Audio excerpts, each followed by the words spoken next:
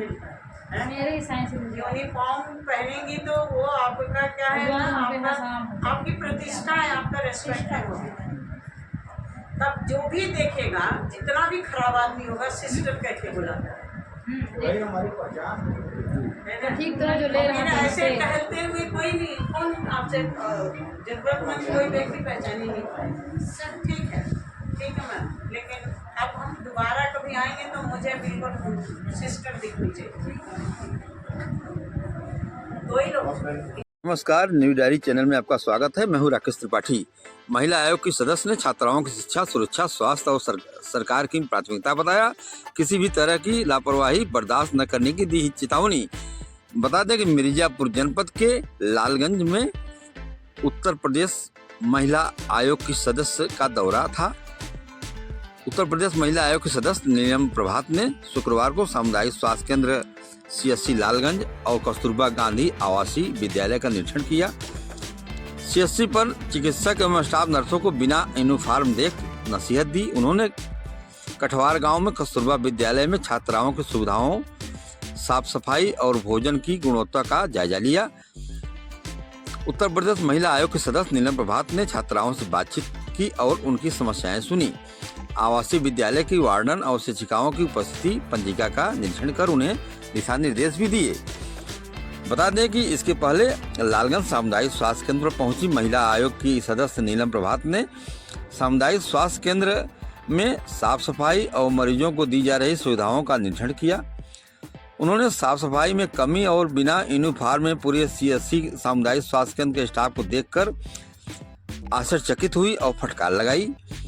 Staff नर्सों से कहा कि साड़ी पहनने के लिए अभी बहुत समय है। साड़ी में मिली स्टाफ नर्सों को नसीहत दिया।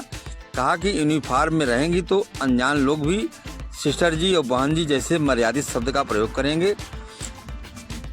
उत्तर प्रदेश महिला आयोग के सदस्य ने बिना यूनिफॉर्म में चिकित्सकों को देखकर चिंता व्यक्त की और कहा कि अगली बार आए तो इस तरह का नज़ारा न दिखाई दे।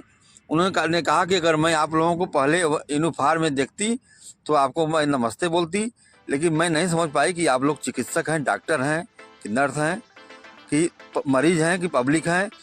मैं समझ नहीं पाई। इसलिए उन्होंने नसीहत देते हुए कहा कि अगली बार आएँ तो आप यूनिफॉर्म में दिखाई दें तो हमको अच्छा लगेगा। अब पहुंचते ही मैं आपको नमस्ते बोलूँगी। उन्होंने बिना यूनिफॉर्म में चिकित्सकों को देखकर यही चिंता व्यक्त किया और उन्हें नसीहत भी दिया। भविष्य में बिना यूनिफॉर्म न मिले इसका हिदायत भी दिया। प्रभारी चिकित्सा अधिकारी को बेहतर साफ सफाई सुनिश्चित करने और मरीज को सरकार द्वारा दी जा रही मुफ्त सुविधाओं का लाभ सुनिश्चित करने के निर्देश दिए।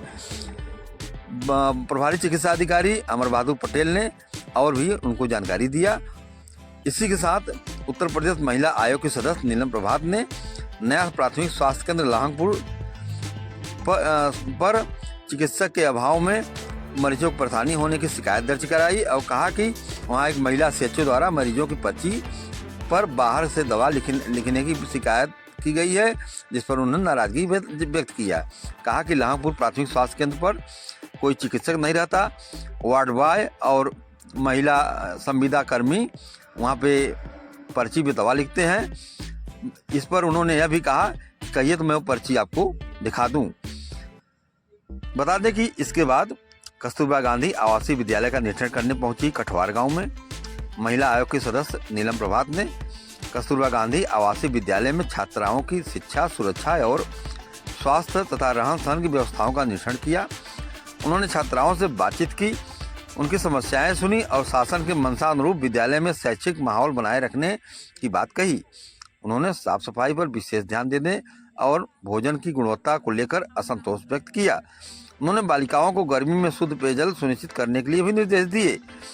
महिला आयोग के सदस्य नीलम प्रभात ने वार्डन और शिक्षिकाओं से कहा कि छात्राओं की शिक्षा और सुरक्षा को सरकार की प्राथमिकता बताया और कहा कि किसी भी तरह की लापरवाही बर्दाश्त करने की चेतावनी दी। कहा कि किसी प्रकार की लापरवाही की जाती है तो बर्दाश्त नहीं की जाएगी, सख्त कार्रवाई की जाएगी। एक शिक्षिका को आड़े हाथों लेते हुए फटकार लगाई।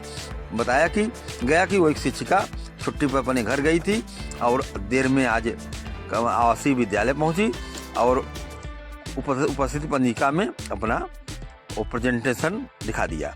इस पर उत्तर प्रदेश महिला आयोग के सदस्य नाराजगी जताया और कहा कि आगे इस तरह की गलतियां न दोहराई जाएं। खबर में बने रहें। खबर अच्छी लगे तो आप शेयर करें, अपना सुझाव कमेंट बॉक्स में दें। नमस्कार। मैडम, आज आप लालगंज के कस्तूरबा विद्यालय और सामुदायिक स्वास्थ्य केंद्र पर दौरा किया है। आपने क्या देखा, क्या पाया और आने का उद्देश्य क्या था आपका?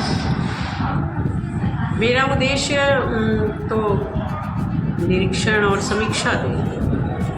यहाँ मुझे देखना था सरकार द्वारा प्रदत्त जो सुविधाएं हैं उसका कितना प्रतिशत जो है पहुँचा है और क्या हो रहा है।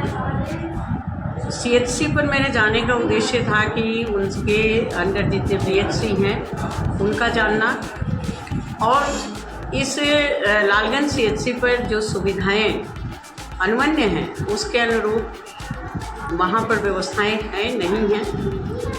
जो स्टाफ है उसके पर्सनल एटीट्यूड, मरीजों के साथ उनका एक जो कांटेक्ट होता है किस प्रकार का है, दवाइयाँ समय से और दवाइयाँ वही दी जा रही हैं नहीं दी जा रही हैं। इसके साथ मुझे ये भी लग रहा था कि और क्या कुछ इस सेंटर के लिए किया जा सकता है, क्योंकि लालगंज मिर्ज़ापुर से एक रिमोट भी माना जाता है, अंदर का क्षेत्र है और मिर्ज़ापुर जाने में कठिनाइयाँ लोगों के सामने हैं। तो इन सबको दृष्टि में रखते हुए एक समग्र रूप से हमने वहाँ से जानकारी प्राप्त की है कि क्या कुछ है, क्या अनुमन्य हो रहा है और क्या कमियाँ हैं। मैडम, आप महिला आयोग के सदस्य हैं और ये कस्तूरबा गांधी बालिका आवासीय विद्यालय है। इस पर जो सरकार ना खर्च कर रही है, क्या उसका सदुपयोग हो रहा है यहाँ पर? क्या आपने पता देखा इसको? अब मैं यहाँ पहली बार अभी आई हूँ। कई जगहों पर तो सदुपयोग भरपूर हो रहा है, 100% हो रहा है। मीन्स कि जो बच्चों के आँखों में सपने जाग रहे हैं, ये शिक्षा का मुझे लगता है, मुझे पर्सनली ये लगता है कि व्यक्ति उसको अचीव करेगा तब जब उसके मन में सपने जागे।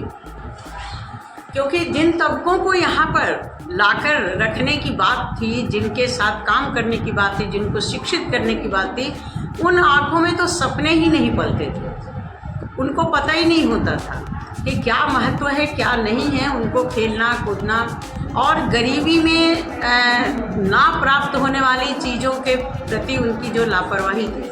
कस्तूरबा विद्यालयों में ये देखने को मिलता है कि कम से कम लड़कियां उठना बैठना सीखती हैं, करती हैं और एक सामूहिक जीवन का जो एक संकल्पना है उनको उनमें दिखाई देता है। तो बाकी पठन पाठन के लिए तो मुझे और वक्त चाहिए ताकि मैं उसको अच्छे से देख सकूं। धन्यवाद।